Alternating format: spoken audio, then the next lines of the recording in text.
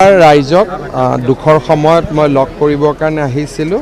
ইয়াত পৰিৱেশ বহুতে বেয়া, বহুত জাগাত এতিয়ালৈকে যাব পৰা অৱস্থাত নাই।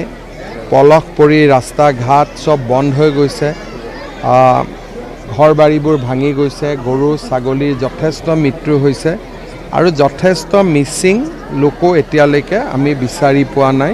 পৰিৱেশটো বহুতখিনি চিন্তাৰ বিষয়। মই আজি অকণমান বুজ ল'লোঁ আৰু যিমান পাৰোঁ চৰকাৰৰ পৰা ৰাইজক আমি সম্পূৰ্ণ সহায় আগবঢ়াম। ঘৰৰ পৰা 50জন লোক সন্ধানহীন হোৱা বুলি বিধায়ক মহোদয়ে জনাইছে, হয়তো সংখ্যাটো আৰু বেছিও হ'ব পাৰে।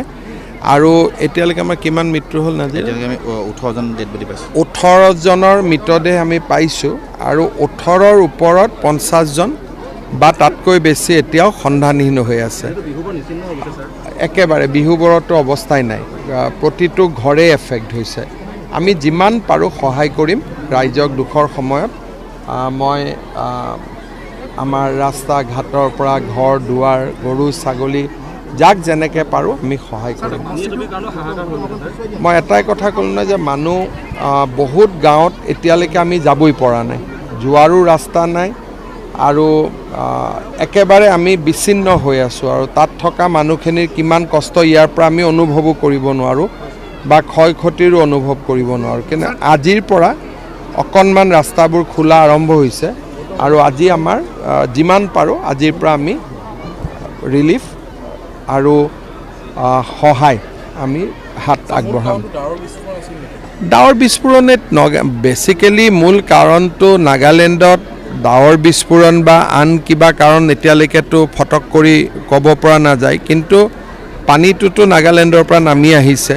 এতিয়া নাগালেণ্ডত ডাৱৰ বিস্ফোৰণৰ কাৰণে নামি আহিছে নে তাত পাহাৰ কাটাৰ কাৰণে নামি আহিছে, গোটেই বিষয়বোৰ নাগালেণ্ড চৰকাৰৰ লগত কথা পাতিব লাগিব।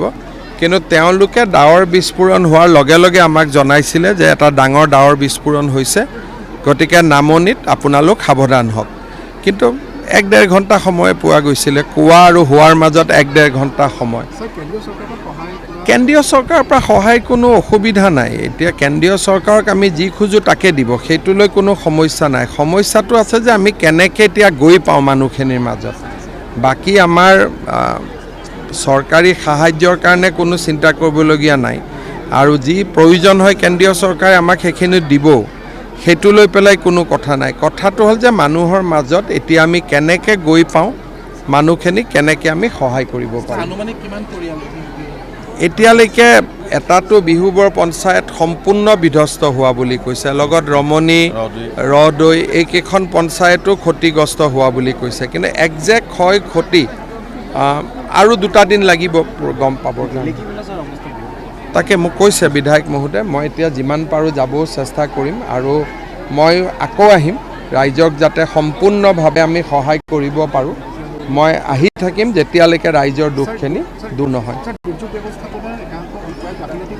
ইয়াত মানে চাওক, আপোনালোক সাংবাদিক, আপোনালোকতো বহুত জেগাত এতিয়ালৈকে যাব পৰা নাই, গতিকে এই সময়ত কোনোবাই কমেণ্ট এটা দিয়াটো সহজ, কিন্তু প্ৰাকৃতিক যিটো অৱস্থা হৈছে সেইটোতো আপোনালোক নিজেও সাক্ষী হৈ আছে। গতিকে কাৰোবাক দোষ দিলে যদি ধৰক সমস্যাৰ সমাধান হয় বেলেগ কথা, আৰু কোনোবাই যদি গাফিলতি কৰিছে তাকো চোৱা যাব। কিন্তু আজি আটাইতকৈ ডাঙৰ সমস্যা হৈছে মানুহখিনিক সহায় কৰা।